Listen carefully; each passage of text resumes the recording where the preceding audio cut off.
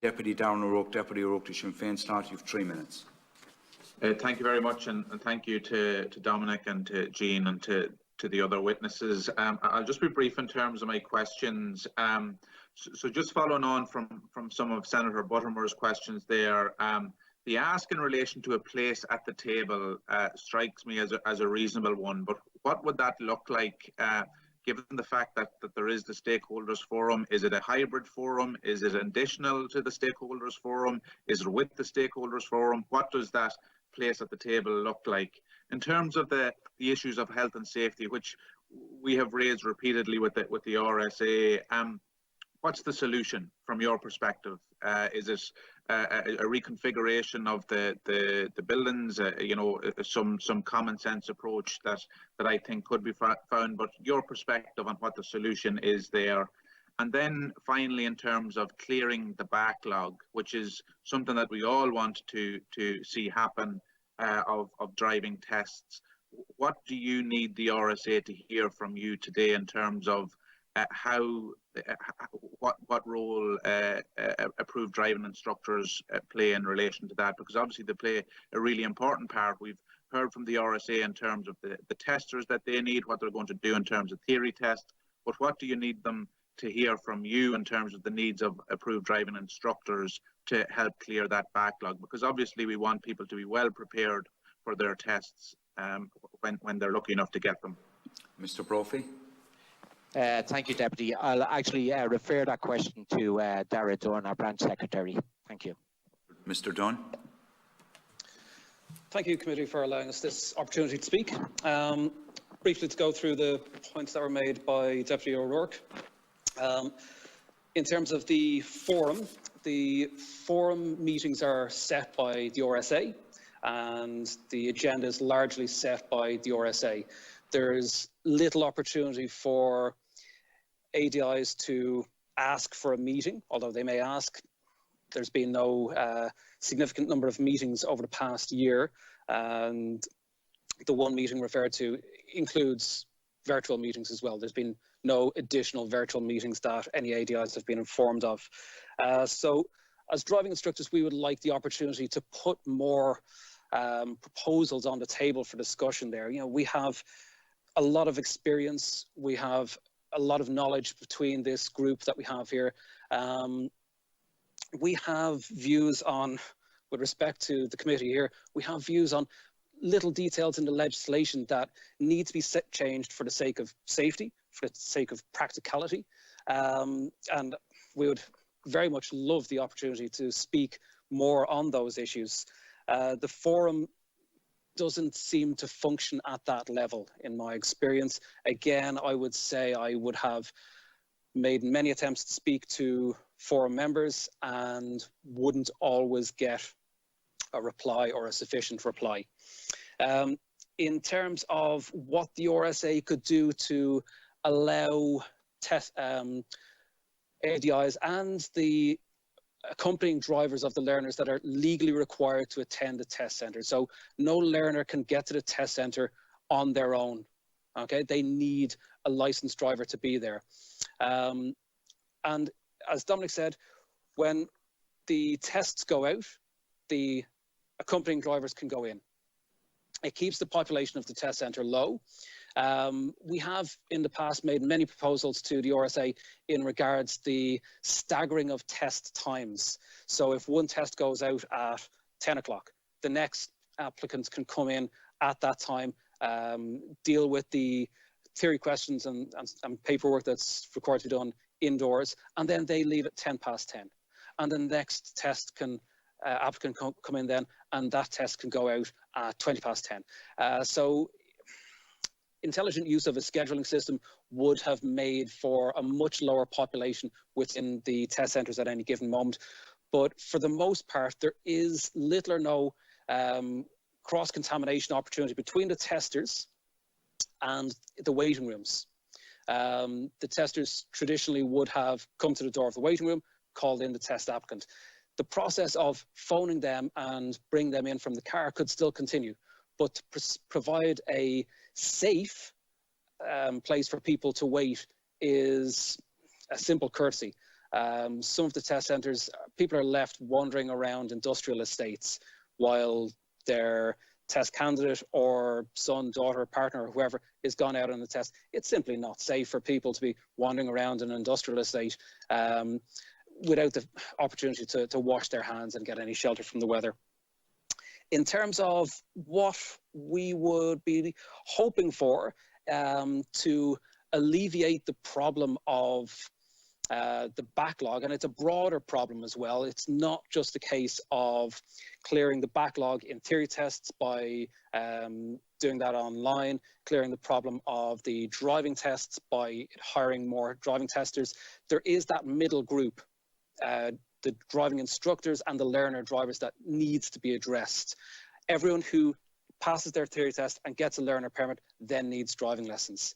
Everyone who's preparing for the driving test needs driving lessons. All of the people in that middle section currently who have already got their theory test and learner permits but are waiting to complete their essential driver training, their EDT lessons, they're not getting serviced at the moment. With proper health and safety guidelines. Mr. Dunne, every member has about 3 minutes, so between questions and answers. So I'm conscious I've a lot of members to get in. So you can, if you can just, conclude. I'd much prefer to give much more time, but we have that confinement. Okay, thanks, Mr. Dunne. Apologies. No apologies, but it's just be conscious of time, yeah. I would propose for consideration by this esteemed group to consider the concept of allowing our essential workers to continue on with their lessons. Okay, these are the nurses, the doctors, the trainee paramedics that need to progress from learning to drive onto a test, and it is an option available to you with the appropriate guidance. Thank you. Thank you, Mr. Dunne. Deputy O'Rourke, do you wish a concluding comment? No, thanks for that. I think out of our meeting today, we should follow up with the RSA chairperson to let them know of proposals here. Yeah, we'll be doing that in a comprehensive manner as agreed amongst the members. We will now proceed to Fianna Fáil Deputy Cathal Crowe. You have 3 minutes, Deputy Crowe. Thanks, Chairman. Just to confirm, I'm here within the precincts of Leinster House, and also to confirm I remember to wear my suit today. I thought the last day we were having a virtual meeting, so I took the risk of wearing my pair of pennies jeans and a I think Deputy Crowe did you no harm in the publicity stakes. Did you no harm at all? Such is life. I'm going to jump straight into it. Listen, I just want to welcome our witnesses here as well today. I've a number of friends who are driving instructors, so they've been burning my ear on this issue for many months. And you're right, as a union, to become organised and to be talking with us here this morning. I think one of your key asks is that you be at the table, as one of our colleagues has just said. That's the most reasonable, I think, request of all, that decision-making doesn't happen with your exclusion. I think that's quite important. There was a particular thing I want to hone in on, and I'm quite conscious that time is restricted, and I imagine a lot of our questions today there will be elements of repetition, so I'm going to go on something a little bit different. So it's been brought to my attention by a number of Leaving Cert students that hope to enrol in the paramedic course at the University of Limerick. I think it's the only third level course in the country where a requirement of entry isn't just what you've attained in your Leaving Cert, but there's also requirements that you have as a minimum a C1 license, so that you can early on in your course of study begin learning how ambulance work is done. So the real pickle a lot of these students have at the moment, they're 17 or 18 years of age. They're awaiting CAO offers, later on in the summer. And by August, those offers will be in place and they will have to accept those offers. So I'm in contact with a number of these at the moment who are awaiting B license, which is your regular car license. They're awaiting theory tests in that regard. They've applied for them, but they've had them put off.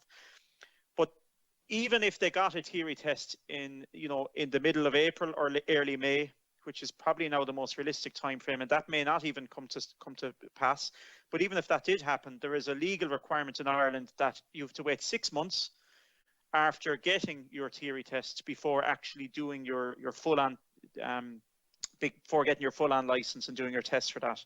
So even in the best case scenario here, this student in Clare and many more like him will not have a provisional C1 license technically until October of this year, meaning that he and many more like him cannot undertake this course of study. They're frontline workers in waiting. This is what they are, but they can't undertake the course of study. It's the only course, it's the only anomaly I know of. I know people will list off all the professions that are considered to be essential at this time, but I think there's no one more essential than our frontline health staff, and COVID has just proven that. I just want to hear your thoughts on it. Are you aware of this anomaly? And as people who offer driving instruction, do you think there are shortfalls in how you categorise essential workers and non-essential workers? And is this very guy and more like him that I'm speaking about today, who are essential workers in waiting, they can't do a paramedic course unless they sit in one of your vehicles and go through all of this training process? Are you aware of that? And could you suggest some ways in which this can be ameliorated before we get to that edge of the cliff point in August where they just can't undertake the study? Thank you. Mr. Brophy. I'll refer that question to Darragh Dunne also. Thank you. Mr. Dunne. Thank you.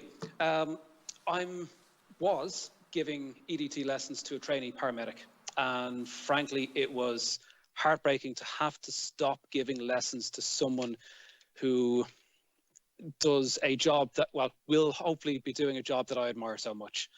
They do have to progress through the process of getting their Category B license before they can go on to getting the Category C so that they can drive the emergency vehicles.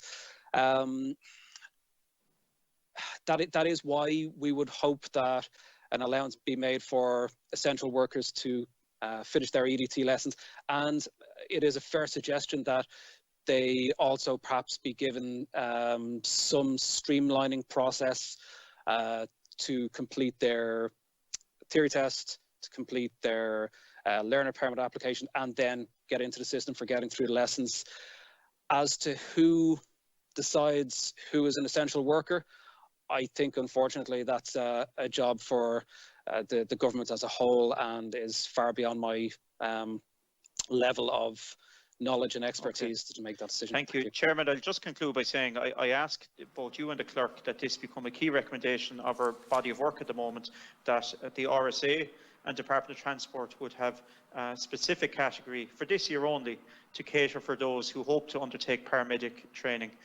Reference earlier about specific areas you think there might be need in legislation. You might include that in your submission as well. We'll now move to Senator Fianna Fáil, Senator Timmy Dooley. Senator Dooley, you have 3 minutes. Yeah, thanks very much, Chairman. A lot of this is somewhat repetitive, but just first of all to thank you for your presentation. It's very welcome. And I think a number of driving instructors have been in touch with me, and their biggest concern is that they don't feel that they're going to be able to cope with the demand to feed into the driving test when they start being rolled out. You know, we had the presentation of the RSA. We've an idea or an indication as to what they're going to do in terms of putting extra staff in place, but there's little point having these, you know, options for people to do their test if in truth they haven't done the basic training with yourselves. So is there anything further you could add to our job of work in trying to deal with that?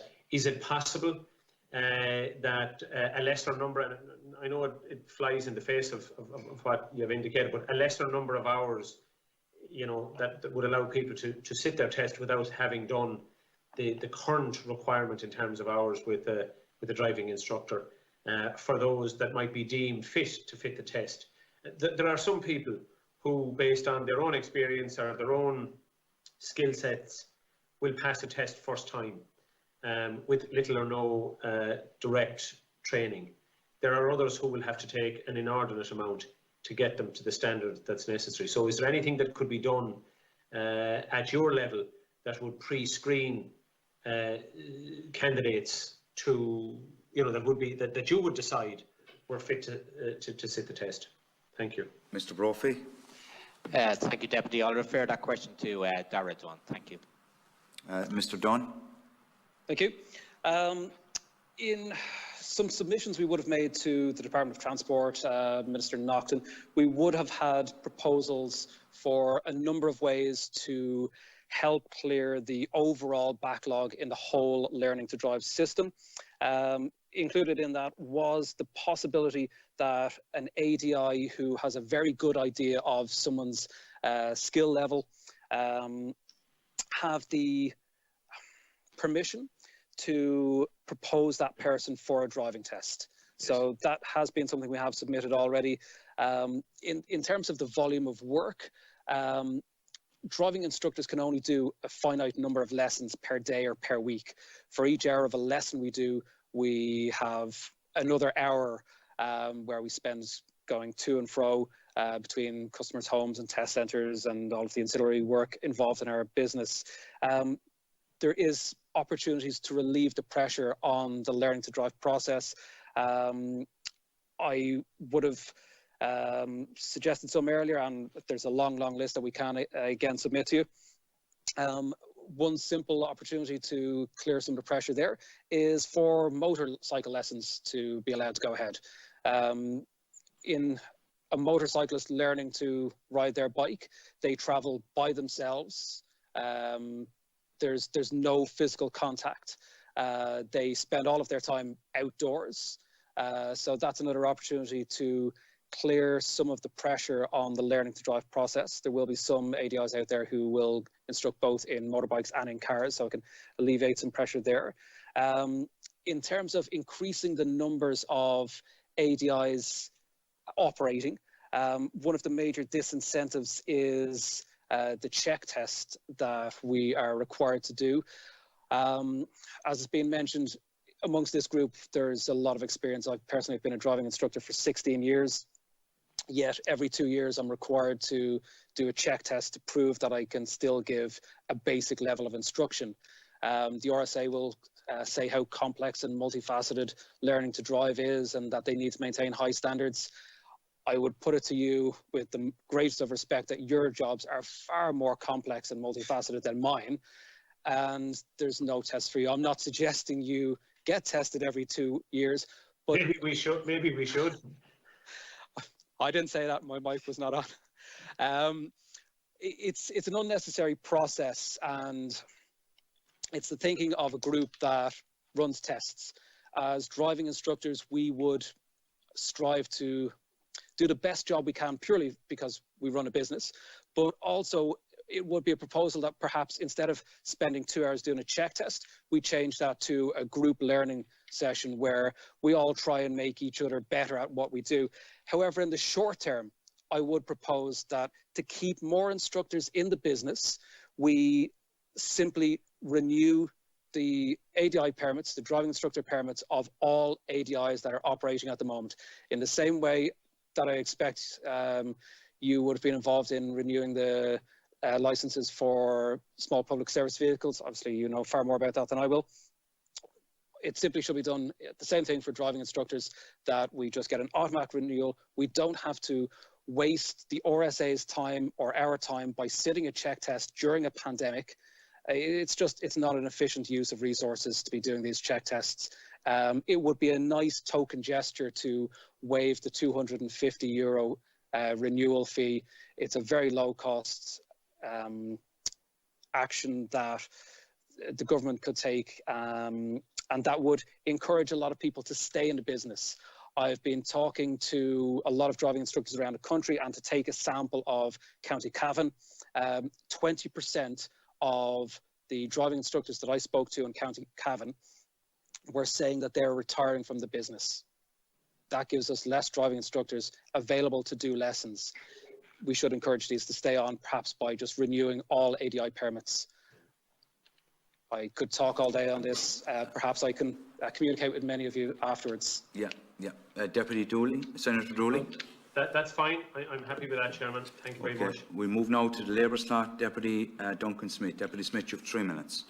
Thank you very much, Chair, and thank the witnesses. Just first of all, I want to wish them best of luck in the continued growth of their branch. 90 members in 6-7 months in a pandemic is quite an achievement, and thank you very much for your testimony today. Just a couple of quick questions, and